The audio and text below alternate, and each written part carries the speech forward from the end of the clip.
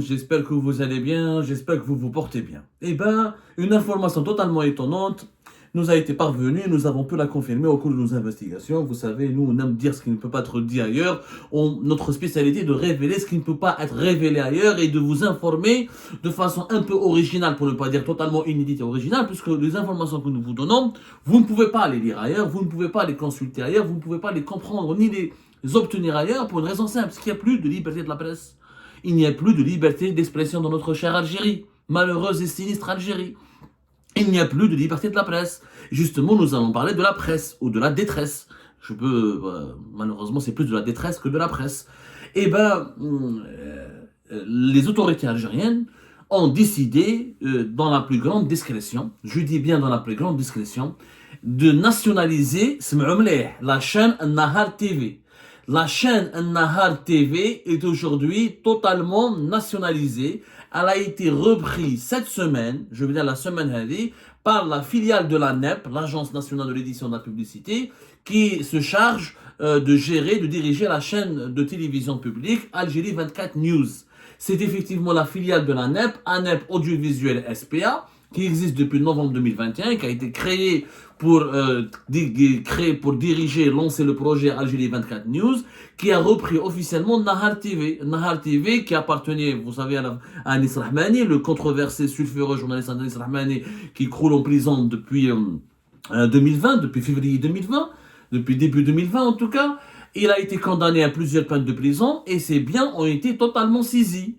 Dans le cadre de la saisie de ces biens, l'État a saisi Nahar TV, la chaîne de télévision qui existe depuis 2012 et qui, qu'on le veuille ou non, elle était le leader des chaînes d'information et des chaînes de télévision tout court. Elle fait de l'information en continu, même si à l'époque, avec Anis Rahmani, elle fait de la désinformation. Mais qu'on le veuille ou non, Nahar TV est un groupe public, groupe médiatique plutôt. Il est devenu maintenant public, voilà, il appartient à l'État. C'est un groupe médiatique qui était assez solide, c'est plus de 500 journalistes. Nahar TV, elle avait leur force, c'était leur présence à travers l'ensemble du territoire national avec des correspondants partout dans toutes les villages du pays. C'est l'information régionale, c'est l'information de proximité, c'est l'information par wilaya, par daïra, par grande ville qui ont donné à Nahar TV une certaine ampleur, une certaine importance puisque toutes les Algériennes et les Algériens pouvaient regarder Nahar TV et trouver des informations sur leur région, sur leur quartier, notamment les sujets de société. Ça n'a jamais été un média libre, ça n'a jamais été un média d'investigation.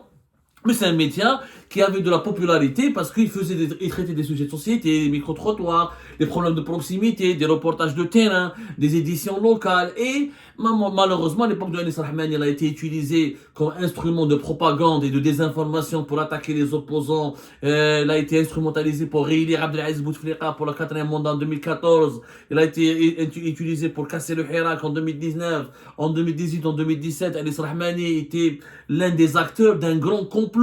Rappelez-vous, un complot pour faire tomber le clan Bouteflika et pour introniser un nouveau président. Il était le bras armé du général Ghali Belqsir, l'ancien patron de la gendarmerie algérienne de 2017 à 2018. L'année durant laquelle nous, rappelez-vous, qu'on a été emprisonné en 2018. En 2018, on a été emprisonné, Anna Kamel Bouakes, dans la fameuse affaire Amir DZ qui a été explosée, qui a été diffusée massivement sur Nahar TV. On a violé notre vie privée, ou d'ailleurs, des directs, ou on a fait le tribunal d'Asbel Sidi Mohamed, Ma'ad al-Mellah, Marwan Boudieb, Kamel Bouakes, Fodil Dob. Rappelez-vous de cette affaire en 2018, c'était un Nahar TV qui était l'artisan de cette affaire. Anis Rahmani a déposé plainte contre moi et contre un certain nombre de personnalités médiatiques et politiques. Ça a mené vers l'emprisonnement.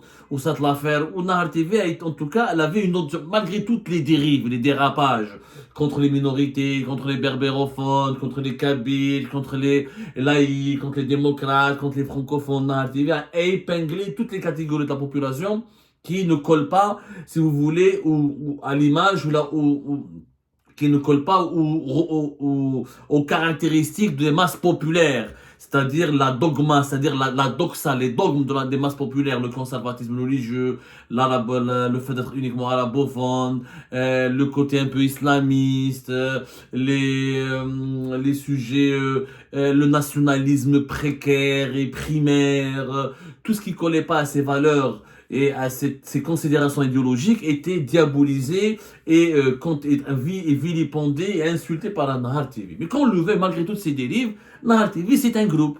C'est une télévision qui était connue. Elle a franchi les frontières. Elle a quand même permis aux Algériennes et aux Algériens, à l'époque des printemps arabes, et à l'époque de Daesh, à l'époque des crises qui ont secoué le monde arabe entre 2012, 2011 jusqu'à 2016, 2017, elle a permis aux Algériennes et aux Algériens de se détourner d'Al Jazeera, de l'Arabie, et de regarder Nahar TV, qui est devenu un instrument de propagande de l'État, mais aussi un média populaire, parce qu'encore une fois, il filmait, il permettait aux Algériens et aux Algériens d'accéder à d'autres JT, à une autre manière de faire de l'information que celle de l'ENTV, qui était l'ENTV, c'est que l'État, l'armée, l'État, alors que le Nahar TV, c'est la proximité, et ça a réussi.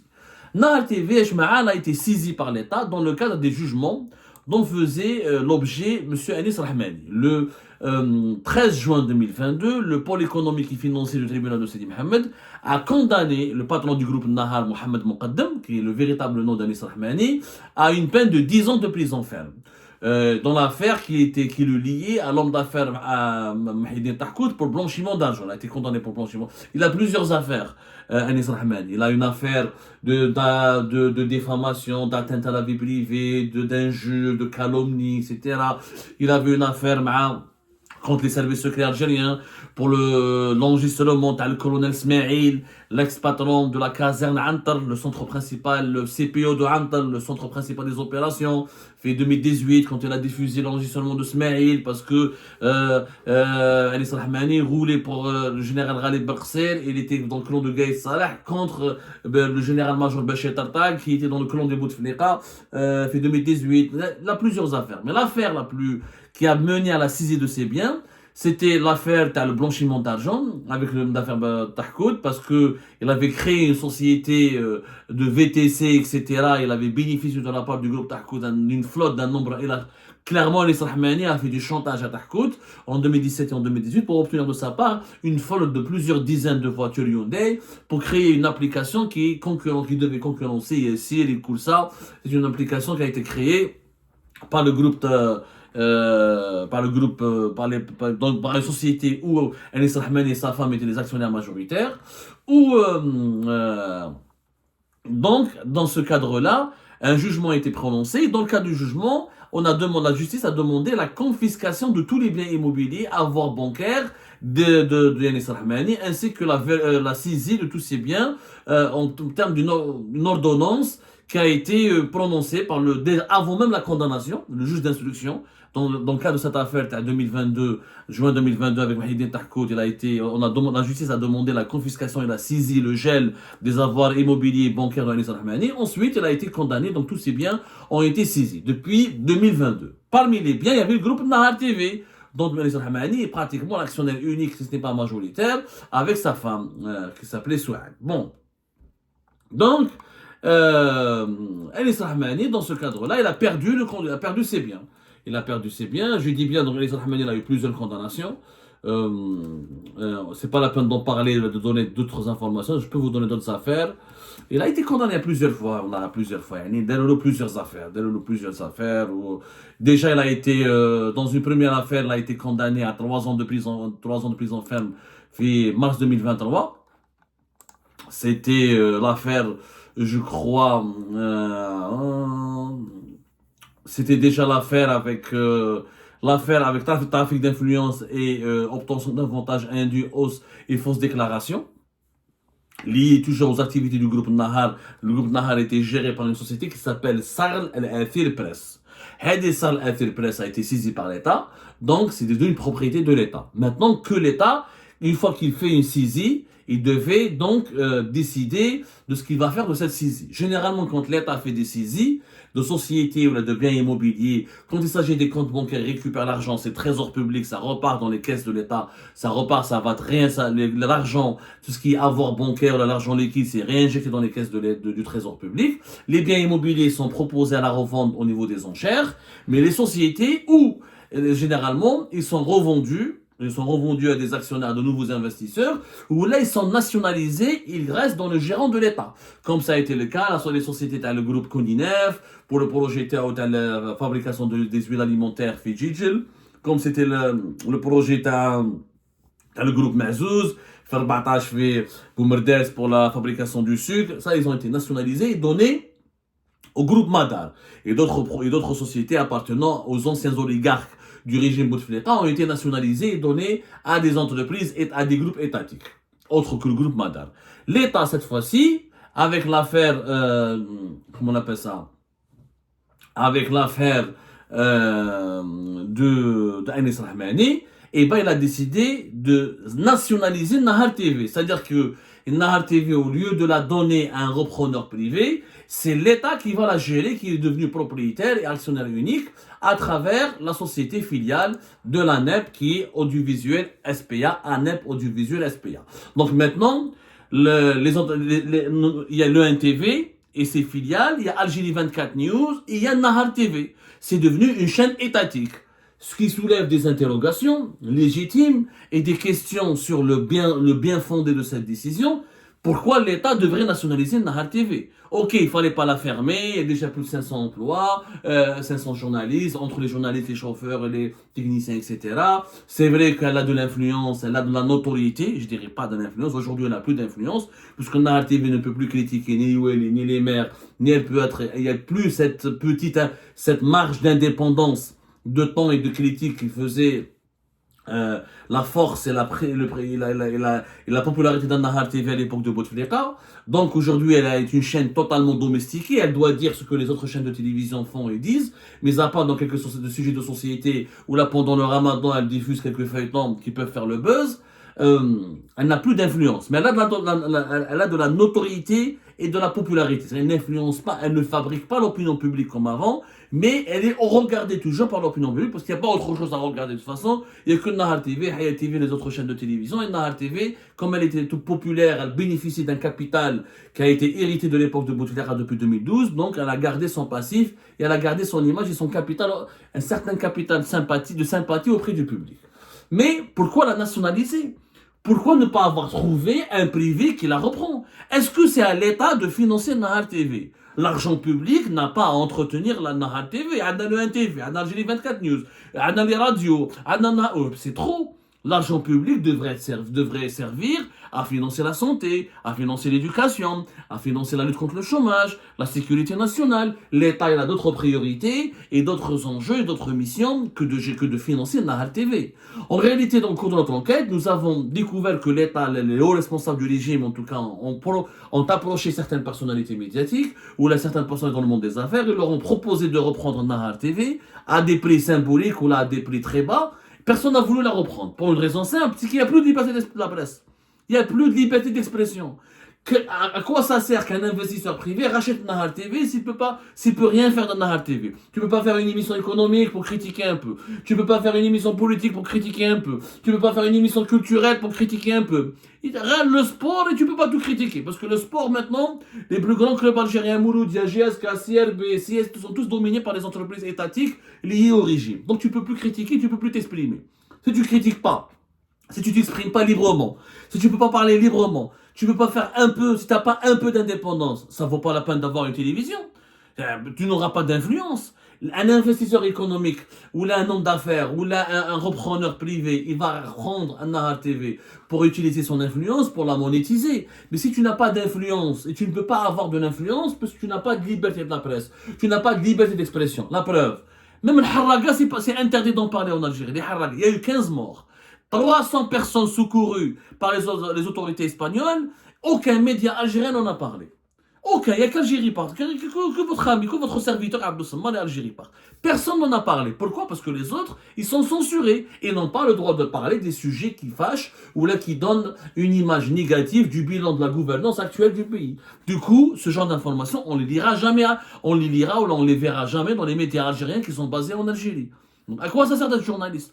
À quoi ça sert d'être journaliste si on ne peut plus rien dire? Dans ce cas-là, il faut supprimer les journaux, tous les journaux, il faut supprimer toutes les chaînes de télévision, khalli le NTV, khalli la PS, khalli la radio, qui m'a fait Boumediene. Il faut revenir à l'époque de Boumediene. Pas de médias libres. À quoi ça sert d'avoir le Watan, le Khabar, le Nahar TV, Hayat TV, le Bila TV? Ça ne sert à rien. Ça ne sert strictement à rien.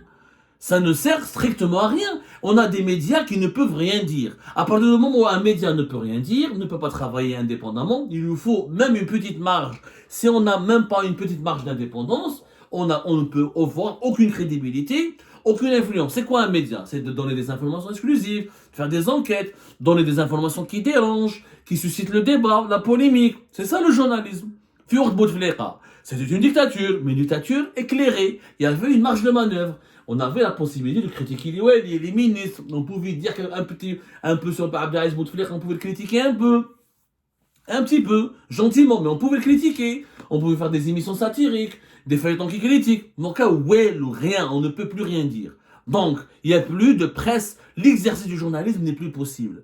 Dans ce cas-là, Algérie 24 News, par exemple, que l'ANEP a déjà financé, finance toujours. Elle a coûté depuis sa création en 2021 plus de 10 millions d'euros, selon nos investigations. 10 millions d'euros. Algérie 24 News, en quoi elle est influente? Mais elle n'a aucun impact. C'est une chaîne qui insulte le Maroc jour et nuit, matin et soir.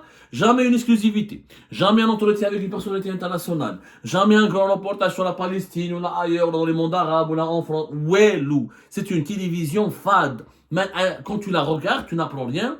Tu ne te divertis pas. Elle n'est pas accrocheuse. T'apprends rien. Franchement, il n'y a même pas une petite raison pour zapper et aller sur Algérie 24 News. Nahar TV, qui met Algérie 24 News. Donc pourquoi garder Nahar TV? Vous l'avez pas trouvé un repreneur. Ou vous le vendez là aux enchères, ou là vous dites à ces journalistes, démerdez-vous, dites-le une société autonome, tout le monde est journaliste à Nahar TV, reprenez-la. Mais ils pourront rien faire, Msaken, puisqu'aujourd'hui, il n'y a plus de liberté de la presse. Il y a les journalistes à Hadro. Quand même les sujets de société, on ne peut plus en parler. Le rôle de la presse algérienne aujourd'hui, c'est quoi? Insulter la France, insulter le Maroc, insulter les Émirats, dire du bien, rien que du bien, et que du bien, matin et soir, des autorités, des responsables du pays. Mais c'est pas du journalisme, ça, c'est de la propagande. Puisqu'on veut faire que de la propagande. Gardez le NTV, gardez la PS et la radio de l'État. C'est pas la peine de laisser envie de financer avec l'argent public les médias privés. Pourquoi je dis l'argent public? Parce que le marché publicitaire en Algérie, il est dominé par l'ANEP, par l'État. L'État, c'est le premier annonceur du pays. L'Agence nationale de l'édition, et de la publicité, ça s'appelle comme ça, l'Agence nationale de l'édition et de la publicité, c'est l'ANEP. Voilà, l'ANEP, c'est ça l'ANEP. C'est elle détient 60%, entre 60% et 70% du marché publicitaire algérien. Par les billes, les appels d'offres, la publicité publique, Mobilis, etc., les opérateurs publics, les appels d'offres, les marchés lancés par l'État, tout ça c'est l'ANEP. Tout ça, c'est l'ANEP, l'Agence nationale d'édition et de publicité. Voilà, son nom plus précis, l'Agence nationale d'édition et de publicité. Le budget chaque année de l'ANEP, il va jusqu'à 150 millions de dollars. Le marché publicitaire en Algérie est entre 200 et 250 millions de dollars. Auparavant, à l'époque de Bouteflika, il était à 350, presque 400 millions de dollars. Il n'a jamais dépassé les 350 réellement de dollars, mais depuis la crise politique de 2019, la Covid, etc., le marché publicitaire, il est au grand maximum 200 à 250 millions de dollars. Celui qui vous donne des chiffres plus élevés, genre 1 milliard, 2 milliards, Mekeshmena. Le marché publicitaire algérien, il est morné. Mis à part l'ANEP, Mobilis, les opérateurs de téléphonie mobile, il n'y a plus de voitures, il n'y a plus de concessionnaires. Donc ils font pas beaucoup de pubs. L'agroalimentaire, surtout fait Ramadan, pendant le mois de Ramadan, c'est le mois le plus actif pour la publicité en Algérie. Mais à part ça, le pays, il est morné. Pas de croissance économique, pas d'ouverture, pas de liberté d'expression, pas de buzz, pas de grands médias populaires, ni des grands médias influents. Ce qui fait que le marché publicitaire, il est terne, totalement terne. Et il est dominé par l'ANEP, par l'État. Les autres agences privées se partagent le reste, quelques dizaines de millions, l'équivalent de quelques dizaines de millions de dollars. C'est énorme. Dans un pays de 47 millions d'habitants comme l'Algérie, normalement le marché publicitaire dépasse les 2 milliards de dollars ou d'euros facilement. Facilement. Mais c'est pas normal. L'Algérie, rien n'est normal, vous allez me dire. Maintenant, cette nationalisation de Nahar TV, elle n'a aucun sens. Si vous ne laissez pas les journalistes travailler, si vous ne leur laissez pas d'être indépendants, si vous ne les autorisez pas à innover, à pouvoir critiquer, à faire des reportages, des enquêtes, ou à faire quelque chose qui dérange, ou qui remet en cause des mauvaises décisions des décideurs algériens, si on ne leur donne pas une marge de manœuvre pour l'indépendance de leur travail, ça ne sert à rien de garder des journaux. Si vous voulez faire des journaux et des télés juste pour insulter le Maroc et les Émirats, ça ne marche pas. Parce que pour déranger les Marocains et les Émiratis et les Français, il faut construire de vrais groupes de médias qui sont influents, qui peuvent sortir des infos exclusives, des reportages, des enquêtes. Mais chez des médias de propagande, Al-Khorti ou Al-Festi, qui font rire et qui font de l'amateurisme, comme Algérie 24 News. C'est une très mauvaise décision qui va nous coûter de l'argent public, encore de l'argent public qui a été dilapidé, qui sera dilapidé, de l'argent public qu'on aurait pu utiliser pour faire des écoles, de la santé, des hôpitaux, des polycliniques, ou créer des emplois, et, ce qui serait plus utile pour l'intérêt général de notre chère Algérie.